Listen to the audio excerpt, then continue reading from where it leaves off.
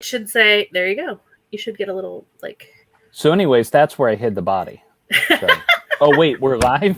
We are live now. Okay, never mind. And this is people can find it on YouTube. And of course, I know you guys shared this already. YouTube and our Facebook. It is going live on our Facebook as well. And 14 people already hopped on. Oh, great. Yeah, and everybody was ready. I like it. Comments rolling in. And I'm gonna plug this a few times, and I'm sorry, but if you are not already, please subscribe, because I am like 2 people away from being able to change the YouTube channel to actually be the bookstore name. You need 100 people, and oh, you should. Yeah, I can send out a note to my people for that, and I think this should set us over. Like I said, it's only 2 people away, so I'm sure by the end of the day it'll be fine. But nice. I just tweeted. Thanks. I actually retweeted your tweet from earlier. Oh, great. Great. Now it's the inception of tweets now. Yes. Hello, Harley. I'm going to give some shout outs to some people who are on already. We have Harley, Thomas, Hans, Richard. Oh, it's 1 a.m. in Germany. He stayed up just for this. Nice. Wie geht es Ihnen? Wie geht's?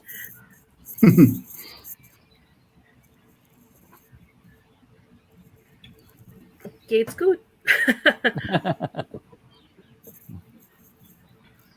Ausgezeichnet. All right, that's too far for me.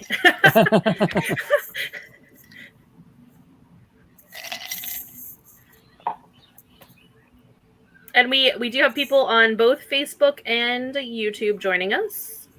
So hello to everybody. Hello, Alexia. You get a special shout out. Alexia has a question that I'll ask later. Nice. Thomas Kennedy. I recognize some names from some of the pre-orders that everyone has done for Chasing the Boogeyman. Thomas, Jamie, Laura. My friend Laura comes to all of my... Go ahead, what's that? I was going to say, if you recognize any of my childhood friends, their names from the book itself, please block them. I'll do my best. I don't trust them.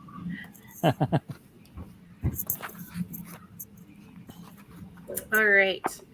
So I'm going to go ahead. We've been live for about 2 minutes. So I'm going to go ahead and reveal ourselves. And there we go. Oh my gosh. Here we are. So hello, everyone. I am Liz from Caprichos Books. I own a mobile bookstore on the eastern shore of Maryland, but I started in Harford County with a brick and mortar, and that's how I got connected with Richard. And let me pull up, of course. There's just so much to say about both of you. I didn't wait. I'm sorry to interrupt, but did you say a mobile bookstore? Okay, so Are you the first? That's an amazing idea. I never thought of that. Oh, bookmobiles are a thing, right? Well, yeah, from the library. But that's true. Yeah, there are lots of mobile bookstores. So we're non-traditional model. We're called location independent. Is a new term that has been coined to describe pop-up. Like, more bookstores are going mobile, just so we can be more accessible to people, be where people are, versus just, because we've got to fight the big man, the A man. Yeah. Yeah. The big river, as we call it. I love it. So it's one way. So I delivered. So during the pandemic, we shut down and we were driving mobile. We were delivering books. Yeah. So that's how we got into it. And we decided to move to the Eastern Shore to serve a broader area that didn't have quite as many bookstores. So great. How long were you in there as a storefront? 2 years. We shut down on our second year there. Brian is jumping in, answering inappropriate or asking already inappropriate questions. I just thought I should warn you about Brian. We already know who your friend is, though. I lost you. Brian is Brian Anderson. Totally ignore him. Yep, I will just totally block that out. So I am joined with Richard Chizmar here and James Renner, and you both have so many hats. Literally, you're wearing hats. I love it. But Richard Chizmar, author of Chasing the Boogeyman. This is sorry. You keep freezing for us. So you might want to check your. James, how are you? Are we stable? Yeah, you're stable, Liz. Chizmar, you keep kind of freezing. I think it might be a glitch in the Matrix. The Boogeyman's ghost coming to curse us. Yeah, Liz froze for me, but you're clear. Okay, good. So I'll move. Right. I'll move if we freeze again. All right, you're back and you're clear. Now. Yeah. Joshua, I see Joshua on here. He's also another regular customer commenter I've seen. So thank you for joining us. But as I was saying, this is your first full-length novel. You have so many others, and I have a few behind me. Of course, Gwendy. A lot of people are familiar with your work from that. And then, of course, Cemetery Dance and all the wonderful things you do there. And then I'm also joined with James Renner, podcaster of Philosophy of Crime. And it looks like you had a few other podcasts in there as well. Author, journalist, again, many hats. And I'm sure I'm going to forget something, so I'm just going to keep it brief. But I'm going to let you two chat. And then at the end, I will butt in with with questions from the crowd. So I'm going to be keeping tabs of that. And we've got lots of Twitter followers here, it looks like. And everybody says the sound is okay. And somebody said, Han says he's okay with Rich freezing. So I don't know. I almost wish we were a little bit colder, though. I don't know how it is where you are, James, but in Maryland, it's definitely hot. Oh, my gosh. It is so hot outside today. I saw a polar bear in the refrigerator trying to keep warm, or trying to keep cool. No, it's muggy. That's the problem with the Northeast. Is it's muggy, and you walk out and you just breathe in. It's like walking into water. So no, I'm with you guys in solidarity. Awesome. Good. Now it's not just us. So yeah, I will let you two go ahead and chat as we were earlier. Okay. Well, first of all, Richard, we've had many conversations on the phone, but right. I want to know, but by now I've written the foreword to your book, so I consider us friends. Absolutely. What do your friends call you? Oh, a number of things. Many. Are you Chiz? Are you? You know what? Chiz? I'm either Rich or Richard or Chiz. The people who have known me for a long time still call me Chiz. A lot of them do. And I think I actually talk about that in the book a little bit. But yeah, otherwise it's Rich or Richard. And you know what? It doesn't matter to me.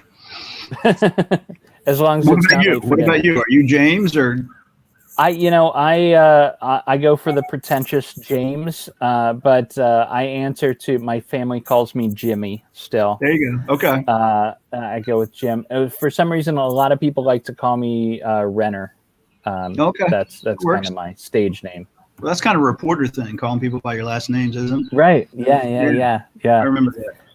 Yeah. Well, I just want to say thank you very much for inviting me to be a part of this and to be a part of your book. I was, you have no idea how touched I was when you reached out to me and asked me to write the foreword for this book. I've shared this story with you before, but I want to share it publicly.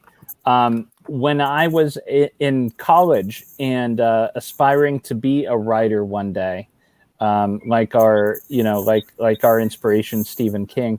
Right. I started submitting short stories to magazines, and I kept this early edition of Cemetery Dance. Tell me I didn't kept any stories. Oh, you Please. Totally. No, you did, but that's okay. It was awful, and I went back and reread it. And I still have on this page a little Post-it note with, I should cancel out your hopefully it's not the same cell phone number. Yeah, it's probably but yeah, that's you were one of the first people I sent a little short story to. So very cool. I love that it's come full circle. This is great. Yeah. We're like a dinosaur. We've been around for a while. But when I read Chasing the Boogeyman, which I have a little arc right here,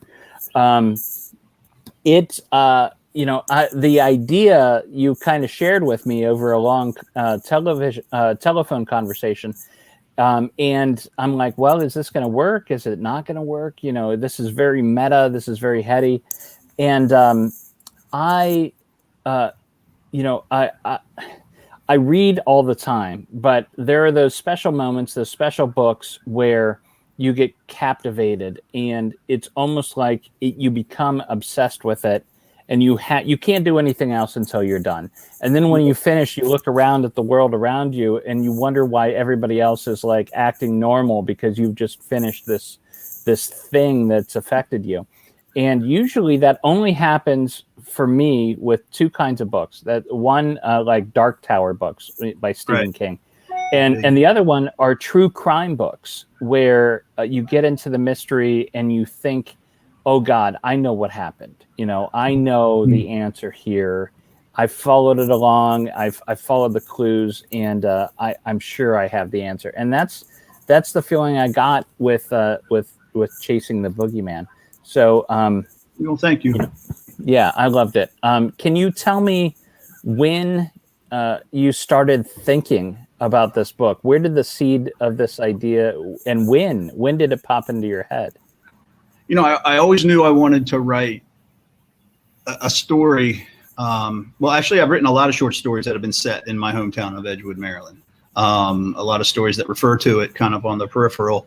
But I always knew that I wanted to write a complete, novel, a complete narrative set in that place, because I knew it so well and I loved it so much. And I had such deeply felt memories of the place.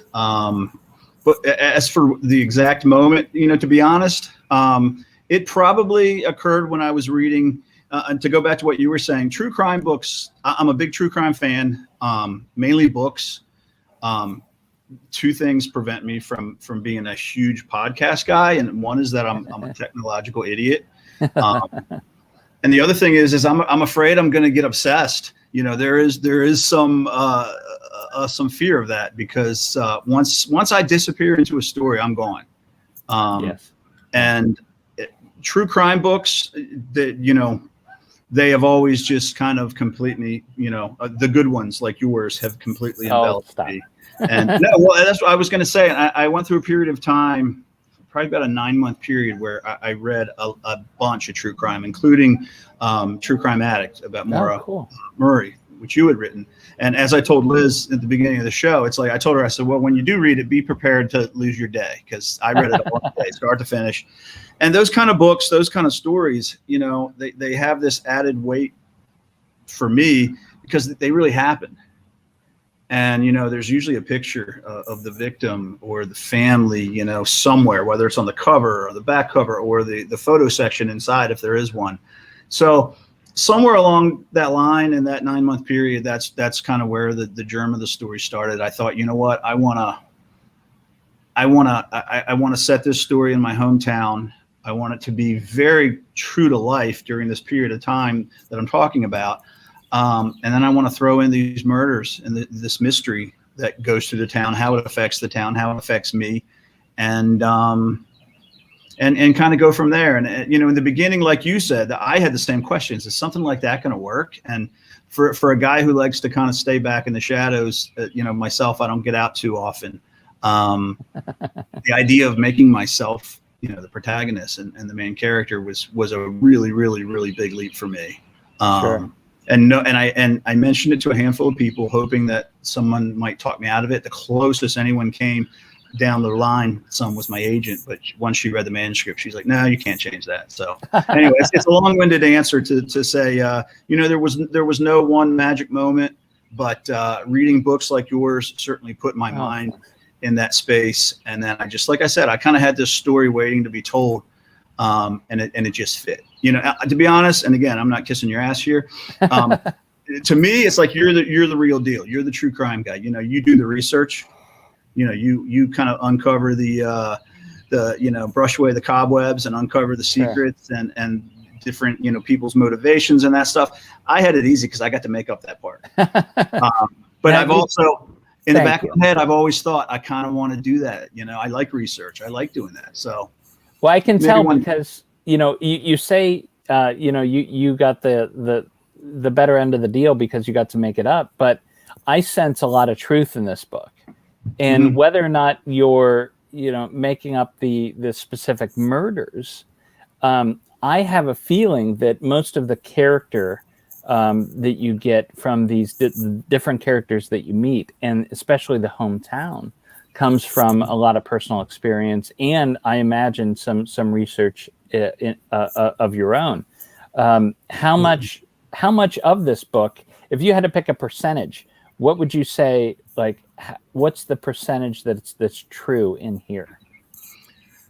I'll tell you, when you get to the end of the first chapter, where I talk about the history of the town, I kind of talk about my childhood and my experiences growing up, and I talk about my childhood friends. These that percentage is pretty darn high, like 95%. Sure. Jimmy and Jeffrey Cavanaugh exist. Brian and Craig Anderson. I grew up with these guys, Steve Sines and Bobby and Kenny Crawford and the Pruitts, and these are real people. And Simon and Schuster was nervous about that because these people exist, and are they going to feel bad about this? And I'm not saying anything bad about them. They're like, well, you're telling some pretty crazy stories, and I'm like, yeah, no, they're all good. If you need them to sign release forms, they will. And then as far as the rest of the book, chapter 2 to the end, maybe 50%, maybe more. Sure.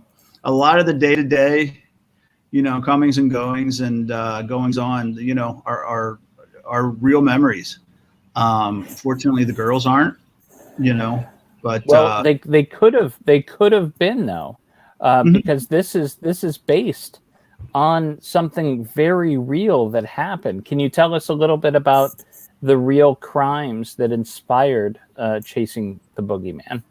Yeah, during this period in the 80s, and I believe it went on to the early 90s, there were this series of break-ins, and I'm talking about, I think, between 30 and 35 or maybe 35 to 40 break-ins where an unknown assailant would break into these houses in Edgewood and the surrounding areas, and they would this person would touch the sleeping woman in the house. They would touch her hair, caress her skin.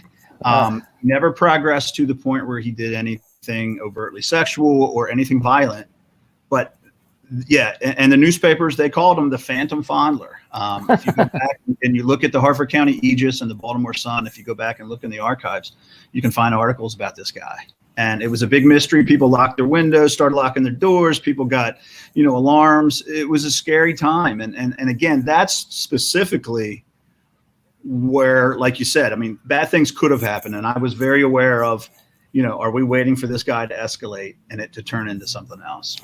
Now, I believe you were a teenager when that was happening. Right. What made that story stick out and pop with you and stick with you all these years later? I think so much of, there was the writer in me even back then. And I think so much of my work involves,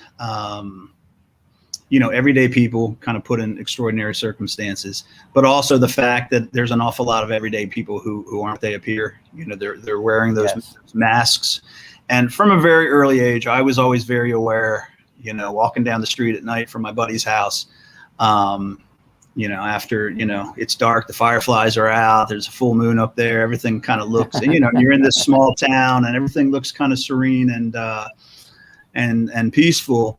But I was that kid who always saw the windows lit up and wondered what was going on behind closed doors, and kind of was just always like, not everybody here is a good guy. So yeah. I think that's I always kind of had that warped side to me.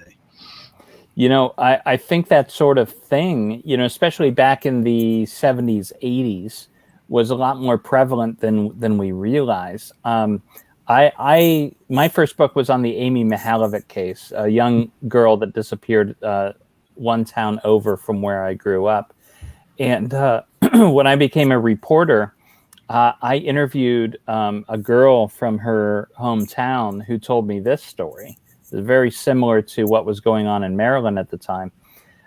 She said that for a couple nights, she would come downstairs and tell her parents, the boogeyman is in my closet. And her dad was like, "Come on, there's no such thing as the boogeyman. I'll take you." And he'd make her go back upstairs. And finally, like night 3, he's like, "I'll show you there's no boogeyman." And he walks upstairs with her, goes into her room, goes to open the closet, and he gets the closet an inch open, and it slams shut. Oh. There was a guy that was breaking into her house every night, and he would just stand in the closet and watch her. Like he never did anything more than that, but there was this and the dad beat the crap out of that guy, and he went to prison. So it's when I started reading your book, I thought of that story, and I'm like, oh man. Well, you just telling that story right there just creeped me out. So sure, yeah. Anyone who grew up in that kind of town, can relate to the the kind of stories and the legends and the tall tales you hear about the town. Yeah. But then every once in a while, these things are true, just like the one you just told. And I've told people chasing the boogeyman is kind of like a campfire story. It's just it's the boogeyman. It's the kind of story you tell when you're you're out there in the flickering candlelight or the firelight, and your friends are all around, and you're trying to take them for a ride. But yeah. Tell me a little bit about Edgewood itself, where the story is set, where the crime these crimes are set. Is it far away from any major city? Is it is it still a place where people leave their doors unlocked? No, we're about 45 minutes north of Baltimore. I think that's right. 45. I mean, somebody's probably out there going, I could drive there in a half an hour, but it's around there. It's an interesting place. When I grew up, it was, it's very much a working class blue collar town. It's a military town because, you're surrounded. On one side, you have Aberdeen Proving Ground, and the other side, you have Edgewood Arsenal. Kind of legendary places as far as like chemical weapon testing and a lot of the the kind of the dark side of the military stuff. We grew up, like I talk about in the book, we grew up playing wiffle ball and the ground would shake because they would be doing bomb testing on the proving ground. We knew that if my dad, who worked on Aberdeen Proving Ground, told me, if you ever heard this siren or if you ever saw this on television, it's not a joke. It's not a test. Oh wow. You do what you got to do and follow the procedures. But other than that, it was a very kind of, a movie producer who read the book described it as the Wonder Years meets Silence of the Lambs. And for me and my friends, it very much was the Wonder Years, sleepovers, and we'd sneak out of each other's houses, and, we'd be out on the streets at 2 a.m. and we weren't worried about, crime or that kind of thing. Very racially diverse, because of the military families moving it out, which not all the other towns in Harford County were. So, definitely when I was a senior in high school, there were girls from neighboring towns who weren't allowed to, they were allowed to date me, but they weren't allowed to come back to Edgewood at night, because of the stories, or because there was too many of this type of person or that type of person, wow. I always tell people I brought them back to Edgewood anyway, just to spite their parents. Good. But, so it's an interesting place. I mean, it's not the same. There's still a great heart to the town now, and still an awful lot of good people. But there's definitely more crime, and there's definitely it's changed in a lot of ways.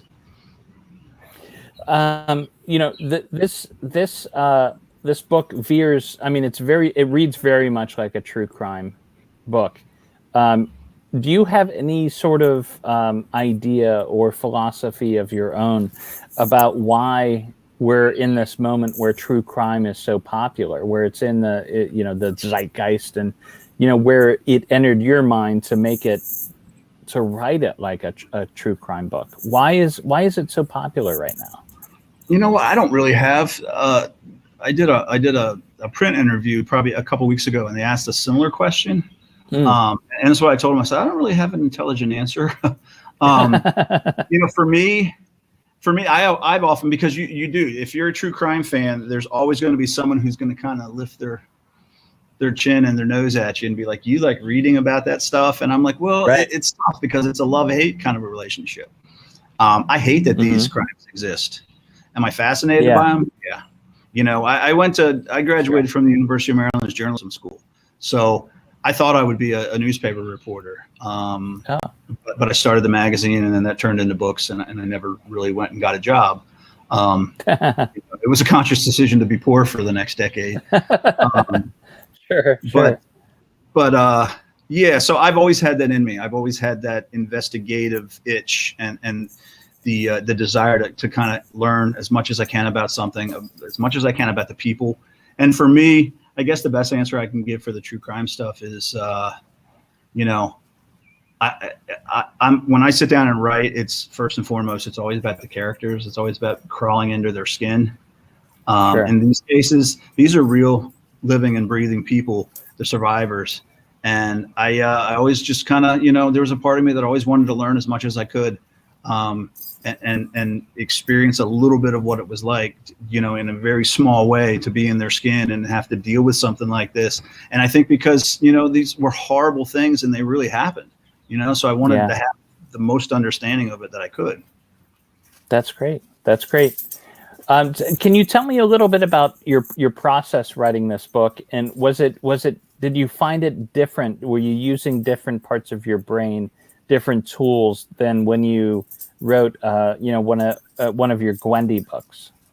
Yeah, what was interesting with this was, you know, very early on, when I sat down and typed the introduction, the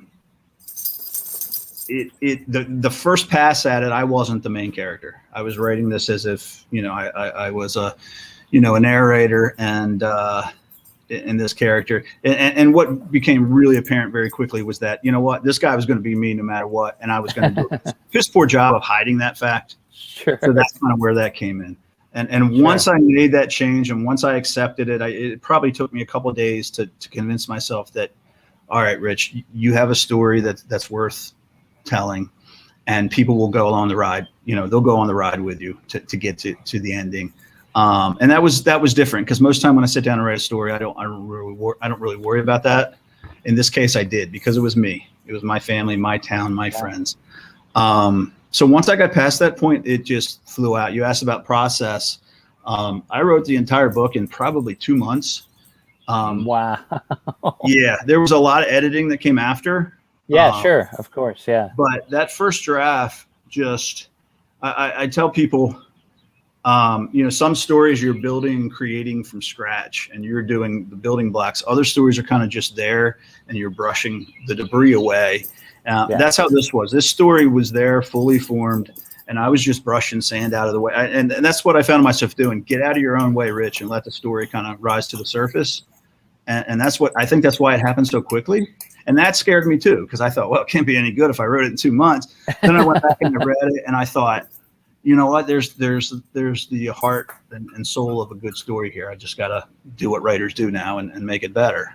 Right. So, yeah, that's freaked me amazing. out. It came quick. Yeah. Do you remember the word count? It was. It's got to be like around 80,000, right? Yeah, it was.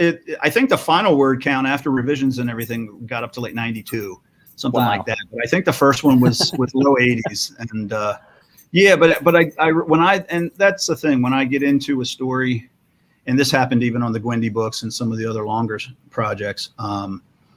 I'm pretty much, and I think this is why I don't write more books, because I want to have a life.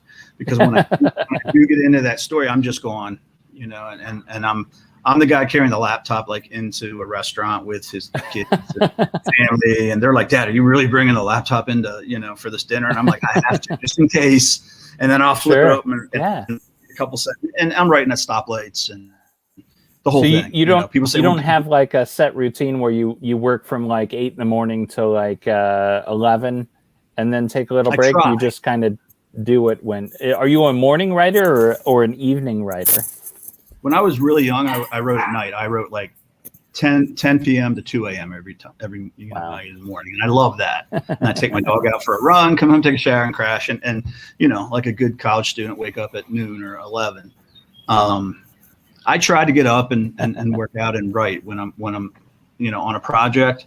But what happens is I get scared to walk away.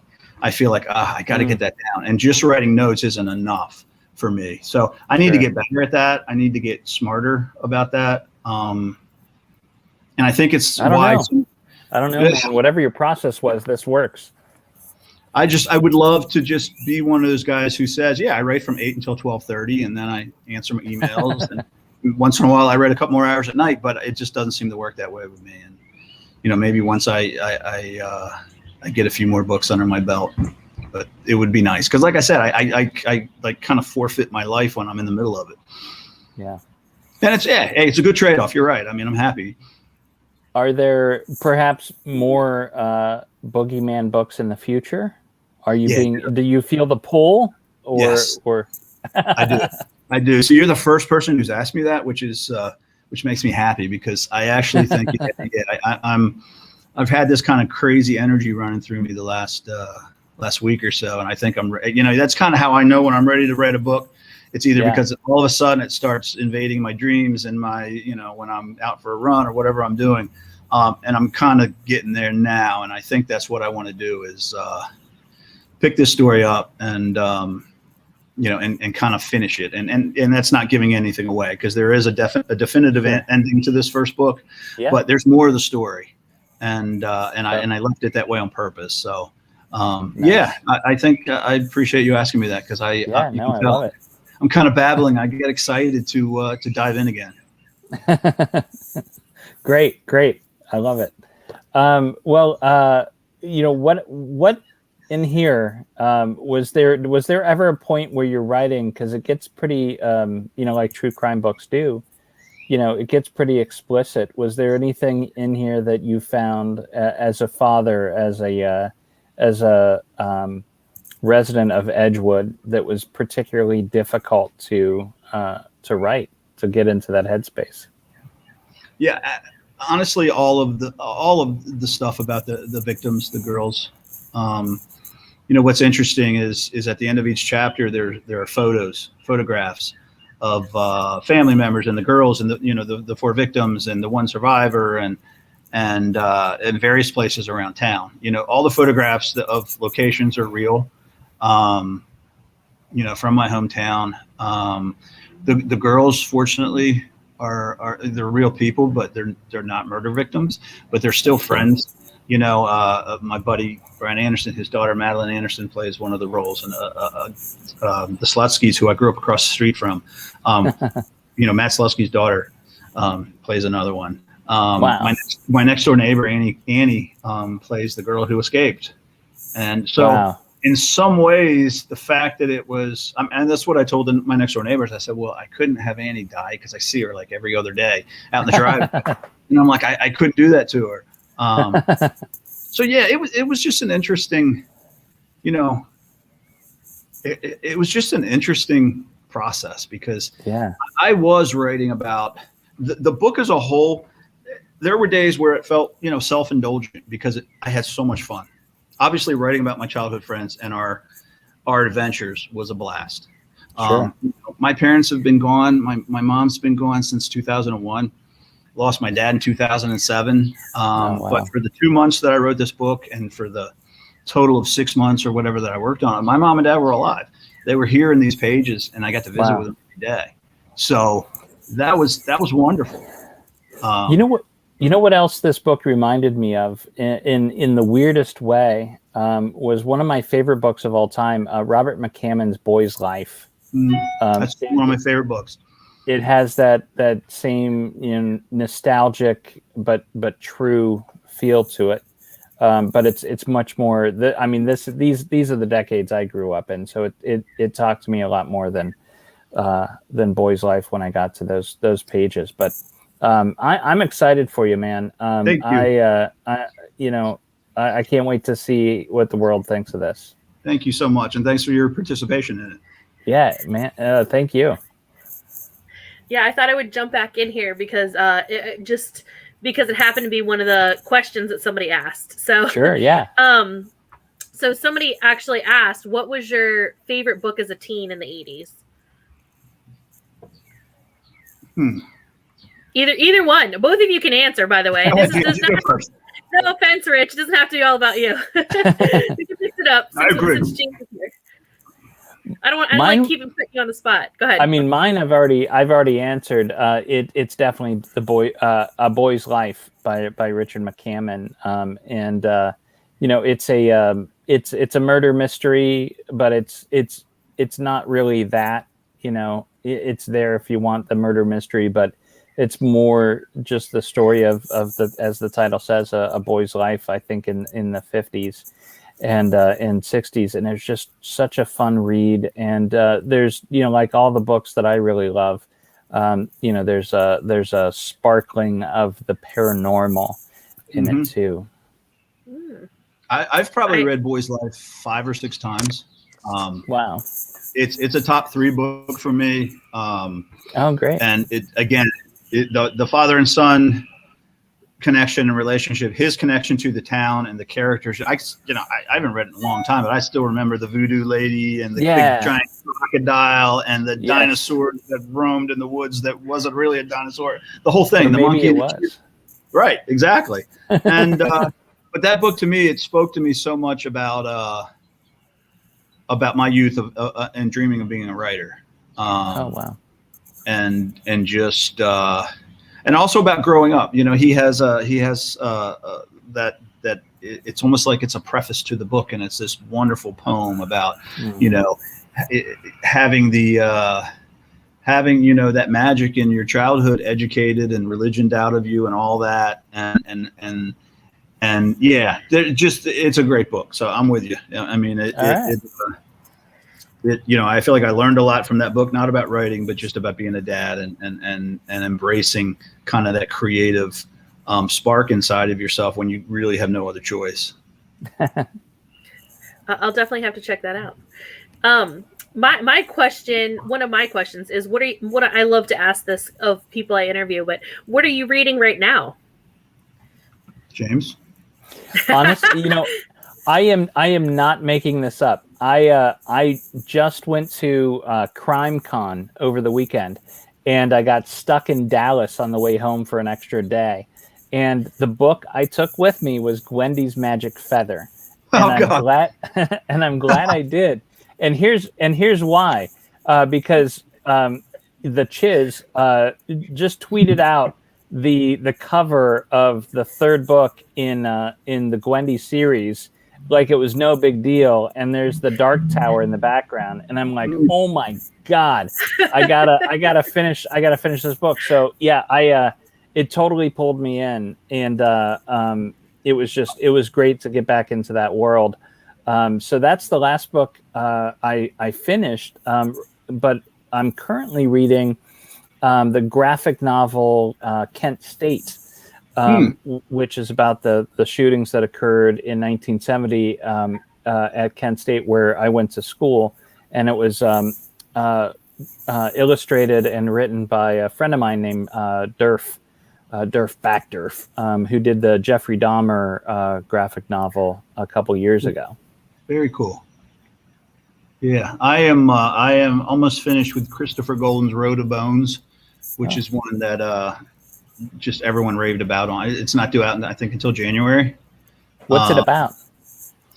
It is about two longtime friends and business associates who are in the reality television business, and they have gone over to I believe it's Siberia. I should know. I've spent the last 2 days with the book, but that's beside the point. But there really is. If you Google Road of Bones, there's this place, and that is built on the remains of just tens of thousands of people who were done wrong, to say the least.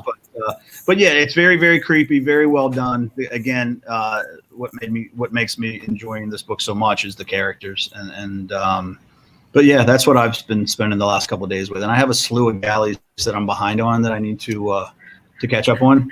I will send you an art, by the way, of these final tasks, and I'm glad you saw the tower on there. And every time someone's like, I saw the tower, I'm like, oh, we won't have them for about a month, but I'll get them. I'll get you a copy. Oh my God, that is the best news all day. Thank you very much. You're welcome. Yeah, and I will. Another question that I have, and I'll kind of say, just talking about kind of going back to something that you all said, when you finish a book and you feel that like kind of you've been in this bubble of reading a book and you step out and you're like, why doesn't anybody else care? Or what is it? Why are you living normally? I will totally admit that is one reason that I am one of the, I guess, weird people who reads like 5 or 6 books at a time, wow. So that I can juggle between them. But then I also I tend to finish them all at the same time too. And then, I don't feel like or if I finish it, then I already have the next one that I'm halfway through that I need to keep going. That is weird. So it keeps me. So I will, but it also depends on what my mood is for what I'm reading. And that's why it takes me a lot longer to finish books. But at the same time, I also I've almost completed my goal for this year. So I'm pretty happy about that. But, but I totally understand that, like, living in that world of reading, and I'm trying to step out of that. So talking about having arcs to finish, oh my gosh, that's why I do this up here, so you don't see my bookshelves just filled with stuff that I actually haven't got to read yet, but I even told you it's there. Oh no, I'm with you. I look at my to read shelf and I'm just like, yeah, no, I'll ever finish it. And then, more good stuff keeps coming in, so it's never ending. Exactly. And I will say, I already asked you about this, but for everybody, I asked you about audiobooks, because that's the other thing is I do audiobooks more than anything else because it's just so much more convenient. I do a lot of driving, also with the bookmobile, doing book deliveries and things like that. I'm doing a lot of audio. So I know that you did say that it is coming. You are planning for Chasing the Boogeyman to be audio. Yeah, Simon & Schuster bought those rights, and they actually just emailed me last week about the different choices that I had for narrators. So you're not going to narrate it? That's what I was hoping. No, right. That was weird. And my agent did say, well, please give them in the email exchange, please give them a couple extra days, because I'm sure this is difficult, because especially since the narrator is actually Rich himself. And I'm like, that's the first I thought of it. I was like, oh God. So I'm listening to these 4 wonderful voices and trying to think, well, who sounds the most like me? And I'm like, I don't even like my own voice. So that's a dumb question. So, okay.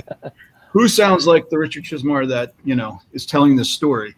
And so that was interesting, and I should find out within the next, I imagine the next week or so who it will be, because it all came down to availability. And all 4 guys they offered me were great. So yeah, no, I'm a big silent reader. I've never done an author reading. People ask me all the time, and I'm just like, you know what? I'll answer all the questions you want, or I'll even come with some prepared remarks if you want. But, I haven't read aloud like that since school. So yeah, I'm sure I'd probably have fun with it, but I'm not there yet. I will say I'm fortunate enough to have heard you speak before. You were in the store when it was a brick and mortar, and so I am hearing it in your voice in my head. As I'm reading it, I'm hearing your voice. So I do appreciate that, at least. So I'm just trying to look at some of the other questions. This is kind of random, but for anyone who doesn't know, earlier I mentioned that this is your first full-length novel. Can you tell people what the difference between a novelette and a novel is? Or, the novella? You know what? I think technically it just depends. I mean, you see in some places, some sources, which will say a novella is anywhere from 20 to 55,000 words. And I've seen, back in the day, a lot of the pulp novels were only 40,000 words. So I think it just really depends. I mean, you can Google it and probably find a few different answers. Gwendy's Magic Feather was, I think it was 50 and change. So it did say a novel on the front, but by, most writers organization, standards, I think 60,000 is the minimum. So that's why technically this was, was kind of coined as my first full-length novel. Yeah, that's what I had seen that, and I was just like, I'm not really sure why. I mean, I looked it up, and again, I saw the different number definitions, but I was like, I don't know if there's something deeper that I don't know. I think just FYI, I think Catcher in the Rye and also Fahrenheit 451 are probably both under 60,000 words too. And some of the greatest novels ever, like The Great Gatsby, too, are very short. It's a weird delineation. Exactly. That's a good point. Yeah, and I think in this case, it's also a marketing thing. Yeah. Of course. There you go. I'm just looking again. I'm looking at my notes here. You were talking about creepy stories, and I just have to add the whole. I love now with technology, we have these night cameras, and I love watching those videos of people recording in their house, and it turns out there was somebody like living in their attic. I don't know if you've ever seen any of those. But that's one of my like favorite true crime things is to hear that like you didn't know there was somebody living in your attic for weeks. Like just food started disappearing. I saw one of those the other day, and I was like, oh my gosh. And then or also all the Ring cams that people have now, and then like they get an alert at 3 a.m. and they check it, and there's this guy just like. The doorbell licker? Super creepy. Yeah. Do you know that one? The guy was like licking it for like 3 hours or something. Oh my gosh.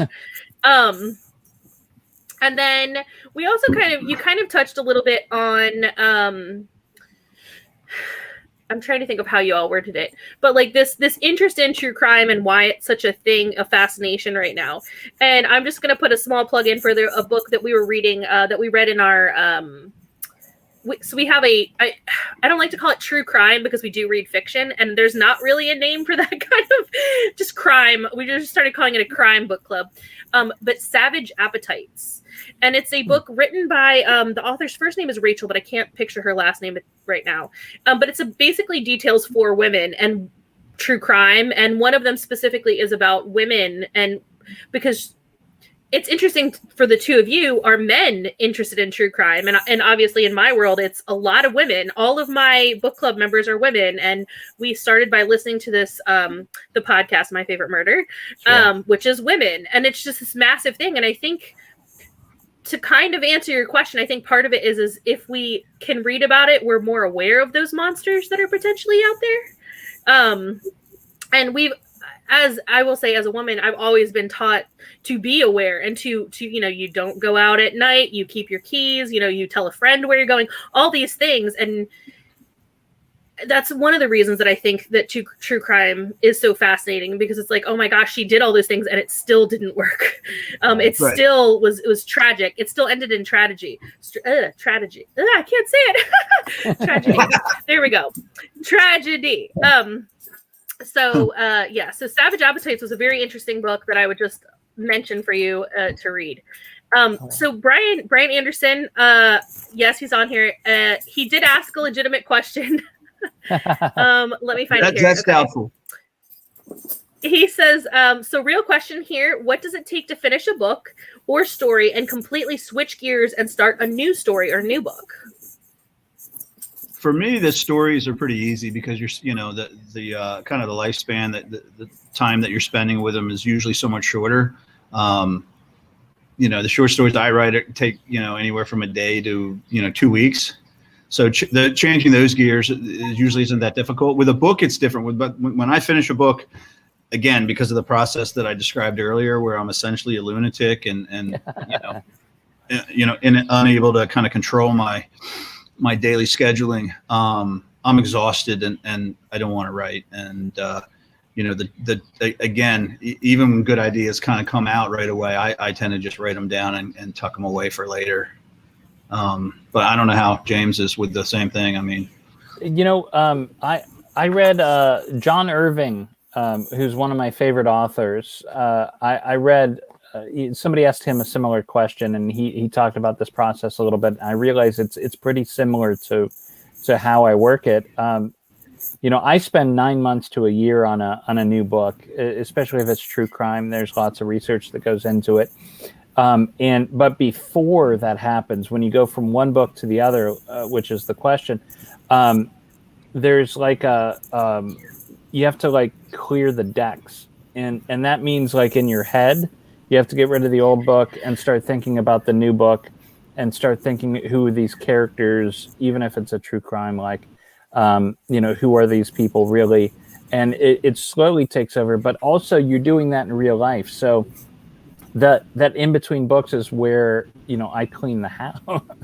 It's that once a year time I clean the house and I organize the closet. I do the dusting and organize the storage spaces and everything so that like all the other junk that we have to pay attention to is done.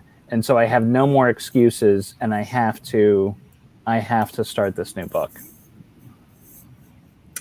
Now, how about when you were a reporter? When I was a reporter? Yeah, I mean, because those stories are coming at you fast and furious, and you really have no choice. You can't just stop and say, okay, I'm going to take a couple of days off. That's true. Yeah.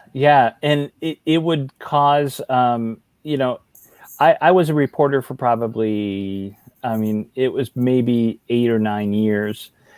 So it wasn't that long, but I still have nightmares about deadlines and juggling stories where I know, I've put my heart and soul into this 4,000 word, cover story, and it's out, but I can't enjoy the fact that it's out because I have to dive into this next story that we need in 3 weeks. So the rush of the reporting is addicting, but also it's a soul killer, and I don't think people can do that for very long. At least, and I'm watching The Wire right now, which is, around not too far from where you're at.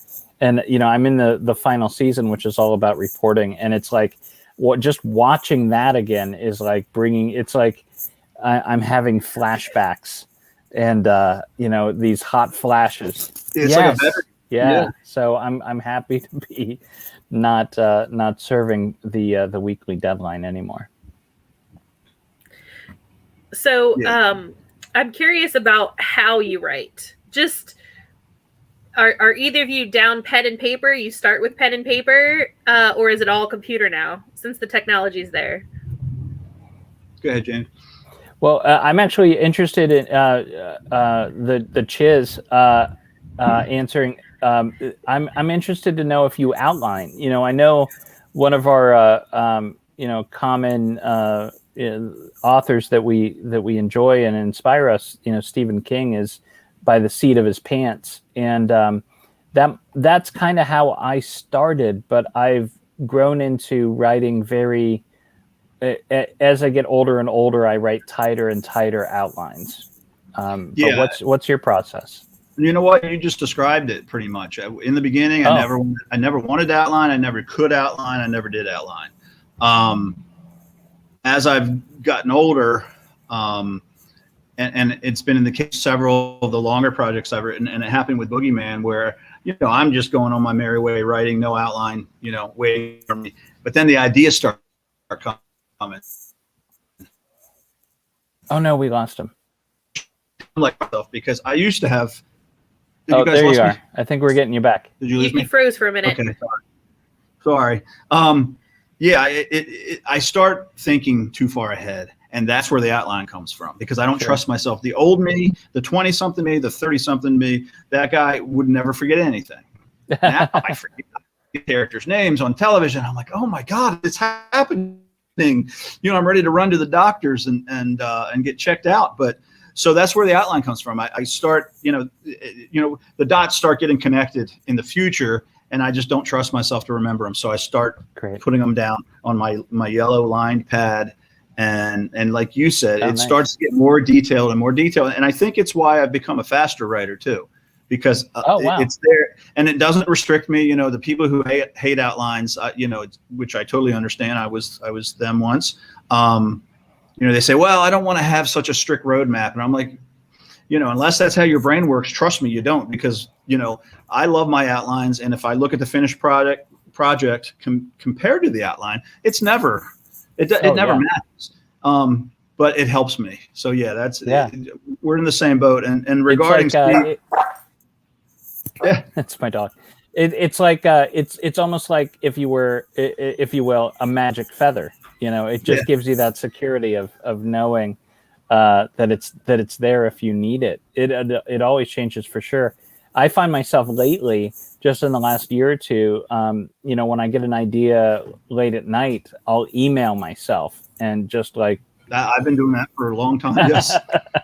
and then collate all that stuff in the morning. So that's great. That's great. Well, what's funny is you talk about emailing yourself, and I use the little notepad thing on my iPhone or on the iPad. I went back looking through old emails for some reason, and I found an email where probably 75% of the introduction to Chasing the Boogeyman, I had just copy and pasted it from my note section into an email at some point, after midnight, and just sent it to myself so I would have it. That's cool.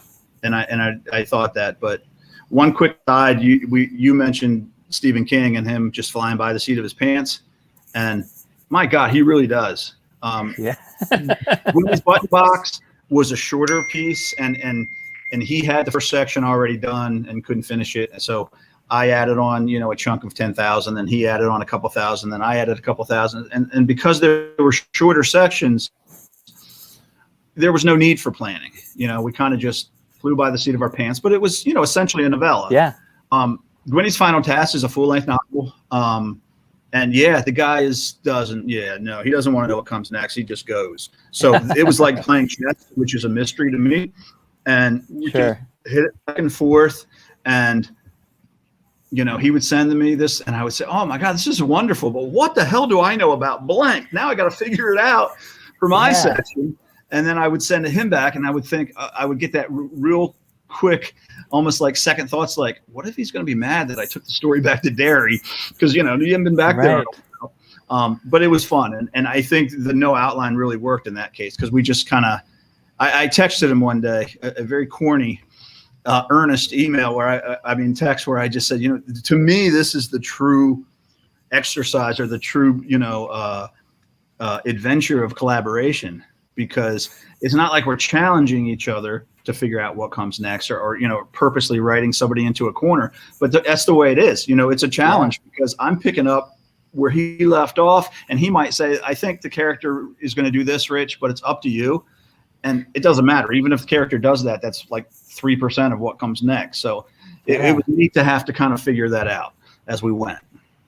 That's wonderful. That's great. Yeah.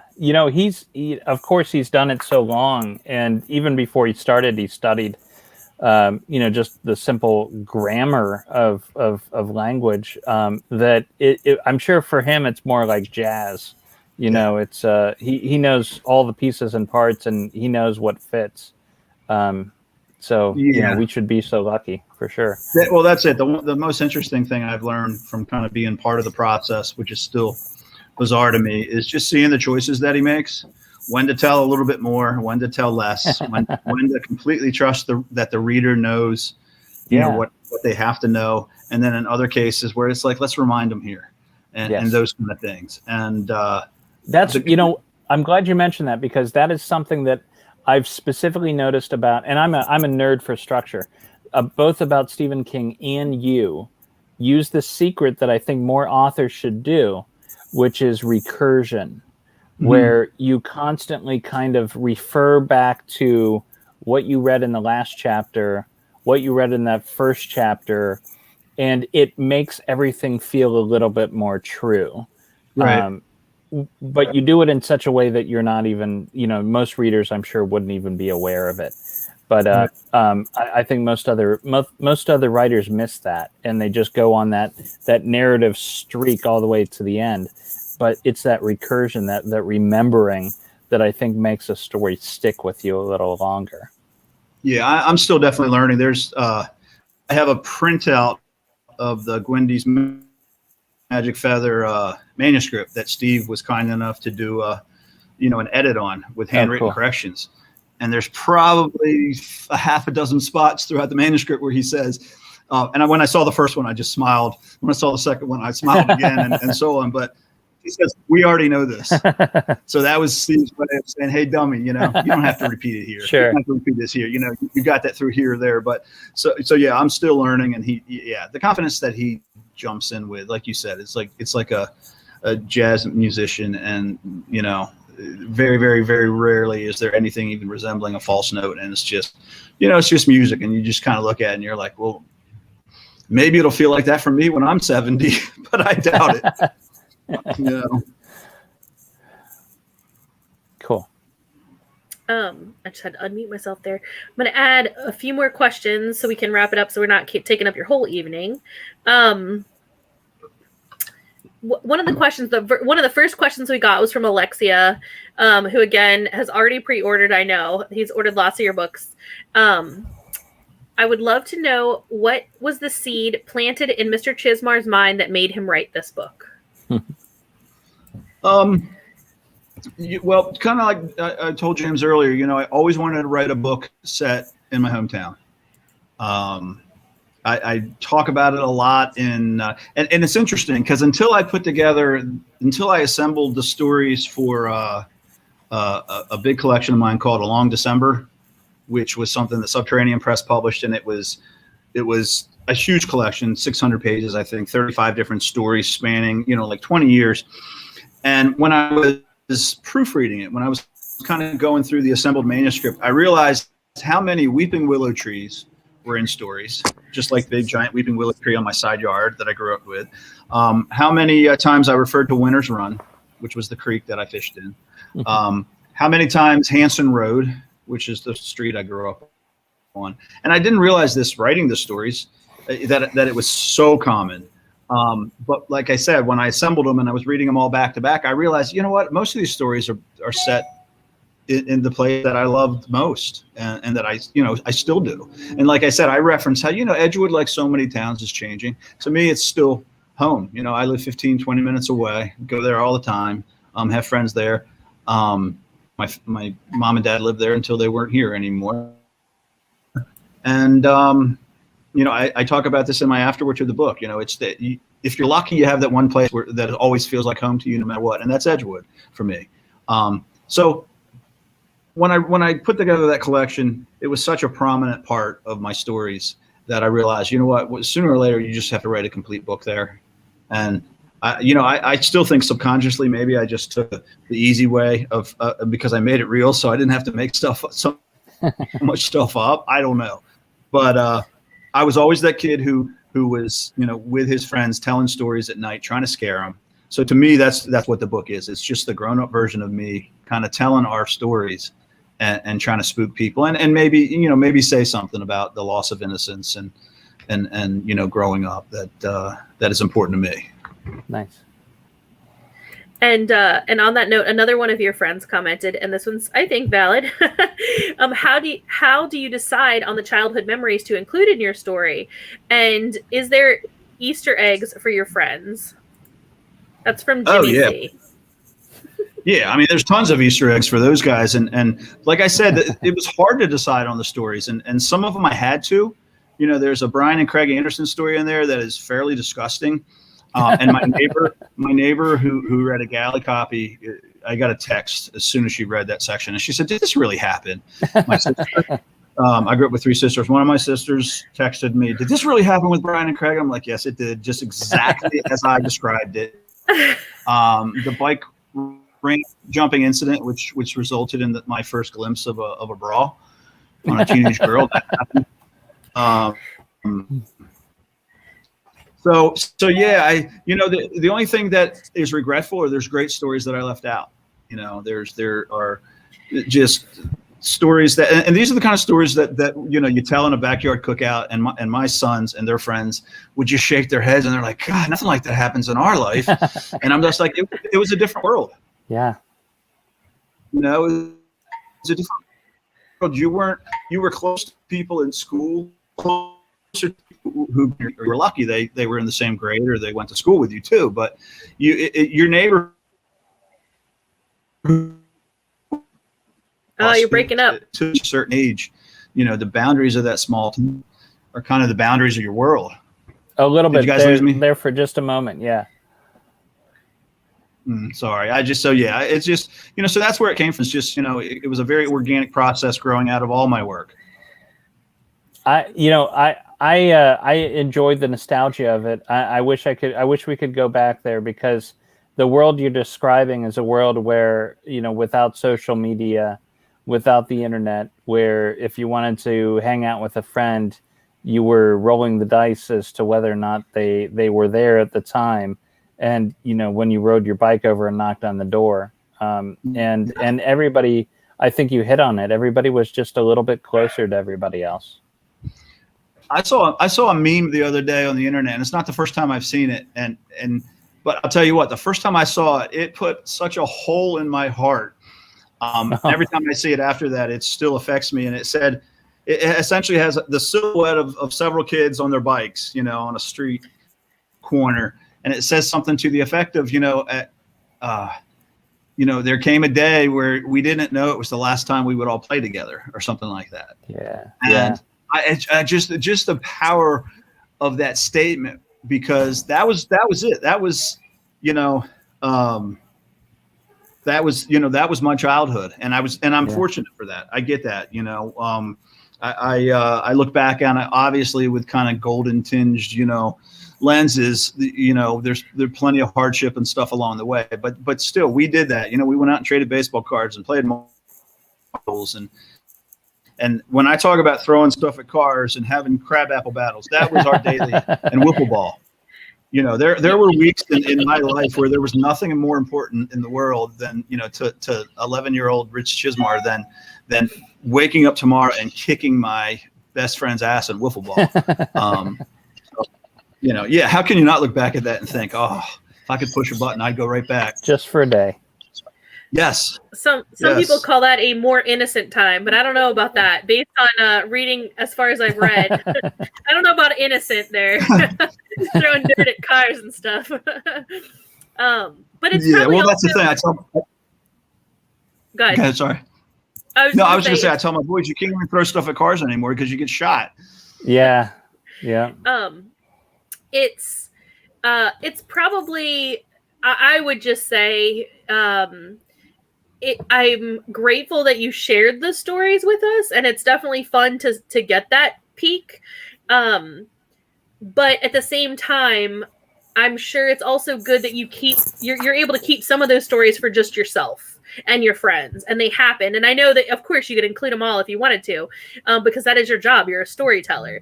But at the same time, there's definitely stories you're not going to tell everybody. But having a few of those are probably to just yourself and just your friends is probably pretty nice too. Yeah, I mean, there are secrets that I will keep forever. Some of these stories, for various reasons, just friendship reasons and loyalty reasons and legal reasons too, probably. And then there's stories that I won't tell because they're too gross. But yeah, what I was trying to show in those stories was just that these guys, they along with my family, they were my world back then. And I was their world. And like you said, you rode up and you rode your bike down the street or up the hill and you knocked on their door. And if they weren't home, you kind of went to the next one. And if you were lucky, you had more than a couple doors to knock on. But I the guys I grew up with, I'm still good friends with a bunch of them now. And, would drop anything if they needed something. And they've certainly shown me that. There's a Bruce Springsteen song called Blood Brothers, which my sister turned me on 2 years ago, and because she said always reminds me of you and your old friends from growing up, and it's perfect. It is a song that I thought of when I was writing that section often, and so I'm grateful for those guys, and telling their stories was felt like a big deal to me because I felt like I had to do them justice, and they've all read it by now. So, they didn't tell me to change it or take them out of the book. So that's a good thing. I will say reading as far as I have, as I already told you, it definitely, it felt like I would imagine, I will say I'm an only daughter. I have a younger brother. But I'm the only girl. So I always wanted to hang out with my brother and be with those, and just watching or reading that, it felt like, I could hear the cicadas in the summer. I felt like I was there. It was great. Without having to skin my knee or get a black eye or be in the fight. I could just watch all of it happen. So I definitely appreciate that in the writing. So here's some of the other comments I will toss up here. Richard, what other, actually, I'm going to ask this really for both of you, but first, this one's directed at Richard. What other stuff can we expect to see in the future besides Gwendy? a couple film projects that we're working on, Billy and myself, and another one that Billy and I are working on with a really good director who I can't really talk about yet. And as far as books, James hit the nail on the head with, I want, after Gwendy's Final Task comes out in February. Mm-hmm. And it's pretty quick after Boogeyman. I think it's 6 months if my math is correct. So wow. I think, give people a break because they'll be sick of me by then and I'll be sick of myself. But hopefully the next book after that will be the sequel to Boogeyman. And hopefully I write it and I love it and the publisher loves it and, it goes like that. But that hopefully is what's next for me. And I will just step in and say really quickly, I do have the pre-orders for Chasing the Boogeyman, because I realize I haven't said this at all, at Caprichos Books. I put it all up at the bottom, and the link is in the comment section. You can pre-order signed copies of Chasing the Boogeyman, and Gwendy's Final Task is also up on the site. So those are available at Caprichos Books, and they will be signed. If you want them personalized, please leave a note. And James, what are you working on? Because I know you have your podcast, and I know you have a few books, but are you working on any new books or anything else like that you want us to know about? I am, yes. I should take this moment to plug a novella that Rich published just a couple years ago, pretty recently still, called Muse, and I believe there are still a couple autographed copies that you can get through Cemetery Dance, and that's a fun horror H.P. Lovecraft monster in a box. Little story. It's good stuff. People love it. Thanks. But I've just finished a new true crime book that should be out late 2022, knock on wood, that is about the 1990 unsolved murder of 16-year-old Lisa Pruitt, who was found stabbed to death behind a mansion in Shaker Heights, which is the kind of ritzy suburb of Cleveland. And that was kind of unexpected because it happened only because of COVID. I was working on a project in New Orleans, and they shut down because of COVID and sent everybody home last March. And I had thousands of boxes of documents on this case, and thought one day I'd get to it. And suddenly I had, as that Twilight Zone episode says, time enough at last. So I cracked it open, and it was one of those. I always had a hunch it was going to be one of these stories, but it's another one of those stories like Maura Murray and True Crime Addict, where you start peeling back the layers and you find the craziest, darkest things. And I eventually believe I uncovered a serial killer that nobody knew about, and also a man that's been sitting in prison for 30 some years for a crime he didn't commit. So the tentative title is Little Crazy Children, which is from a quote from The Crucible, because this is very much a modern day Crucible. A bunch of rich kids from Shaker Heights taking over a homicide investigation. And the quote goes something along the lines of, we are as we always were in Salem, but now the little crazy children hold the keys to the kingdom. So that's the, knock on wood, that's the next one that's coming out. See, that's why I picked James. We'll definitely have to talk about that. That's why I asked James to write the introduction to Boogeyman, is because, and I said it earlier, I'm just like, but after reading his two true crime books, the Amy, and I can never pronounce Amy's last name, but My Search for Her Killer, and then True Crime Addict. Yeah. Here you go. And I told Liz earlier, once she starts True Crime Addict, it'll fly. It's a one-day read, but it's like James is the real deal, and he's talking about boxes of research and stuff, and I'm just like, I'm over here going, I'll be your assistant, because that's he's it's just admirable and much respect, and that's you make a difference, you write fiction, and hopefully you make a difference of, you give that person, 3 or 4 days of entertainment and escape. And that, I think that's a pretty noble thing too, but you're Absolutely. Doing the real thing. And so maybe a book down the line when you have too many boxes to go through. Absolutely. It sounds like I have to do the new one on audio because it sounds like there's going to be so many twists that I might just want to like throw the book across the room every 20 minutes. Like, yes. What? And I hope so. I love twists though, but yeah. So here's a few more comments. I'm really looking forward to chasing the boogeyman. You guys just made the wait seem so much longer. It's almost August. Yeah, it's 2 months. I know. It feels both so far away, but also, oh my gosh, it's coming. Like it's right here. I have to order packing materials. I'm thinking about stuff like that. I'm like, oh my gosh. So there's nothing better than sitting with a book and imagination, but recently can't read, so go crazy with Audible. And both Gwendy's were perfectly narrated, lost nothing, and can't wait to see the narrator now. Yes. I will just, here's my quick plug. Instead of Audible, you should switch to Libro FM. Libro FM supports independent bookstores.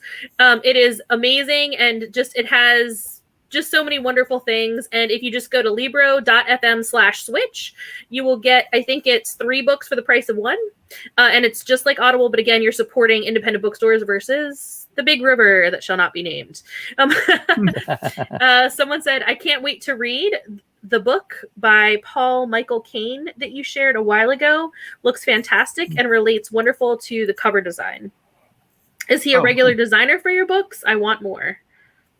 No, you know what? I asked people online. I said, who's someone good who like designs bookmarks and like promotional material for books? Because I wanted to do some extras for giveaways, and quite a few names were suggested. And Mr. Kane was mentioned overwhelmingly the most. So we were already friends on Facebook. So I sent him a message, and just a really down-to-earth, talented designer, and has done some amazing things. And he's actually working on something for Gwendy's Final Task right now, for an offering that we're going to throw out there. So yeah, just if you can find him on Facebook, if you need anything like that. And like I said, I've been here for a long time, so I feel like I've kind of seen, what everybody has to offer, but he's definitely fresh and original and very fast and just very personable. Cool. And Hans also asked if there was going to be any more art, but you already talked about that a little bit. Yeah. And someone said, I grew up with a weeping willow tree nearby, and I still love them. I agree. I have 2 holly bushes out front of my house, and I want to rip them up to put willow because they're just so much prettier. And the holly is not fun to walk on barefoot. I wish we could go back to talking about nostalgia. It was a simpler time back then. Very interesting chat. And then also I have to give a shout out to Sue Wilson. She has joined us. She is, I believe, in Washington State. She is also a big fan, I can tell, because she orders all of your books through me. So I appreciate her. She's awesome. Sue is awesome. Right? Like, thank you. And then Lori Bellows. Muse, I will have to get that one too. I've got my pre-order in, ordered mine with Caprichos. Thank you so much, Robin. Congrats both for your success. James Renner, I just ordered a couple of your books on the Big River that shall not be named. Sweet. I have another site for you, Sue. I have James's books. They're just not on my site, on my direct site. I have a sub-site for you. I'll send you that. Because then, look, I'm just saying, the Big River doesn't bring you things like this. That's true. Mark Parker says, kicking my best friend's ass at wiffle ball. And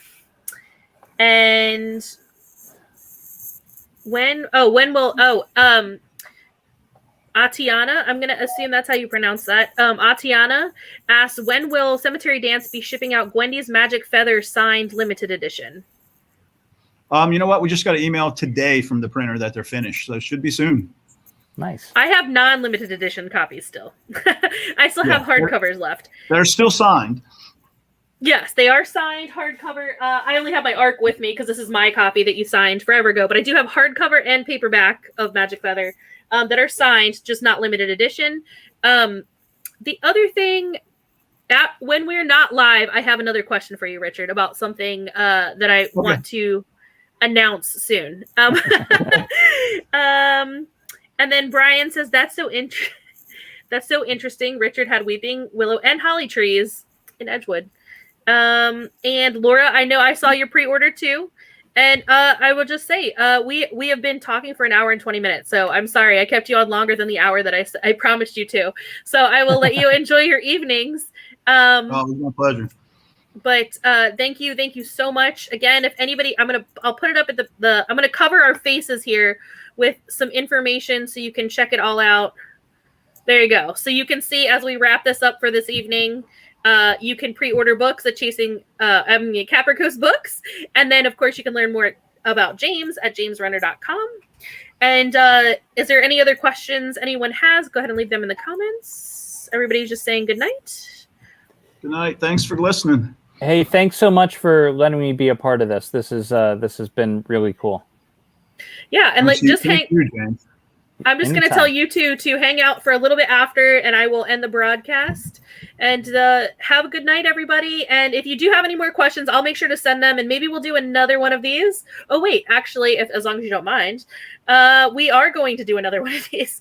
We planned another one of these for August. So stay tuned to our Facebook page and our YouTube to see this announced a little bit closer to Chasing the Boogeyman's date, and we will be back on. So you can go ahead and ask those questions in this chat or on this video, and I will ask them again in August. Awesome. So I'm going to go ahead and hit and have a good night, everybody.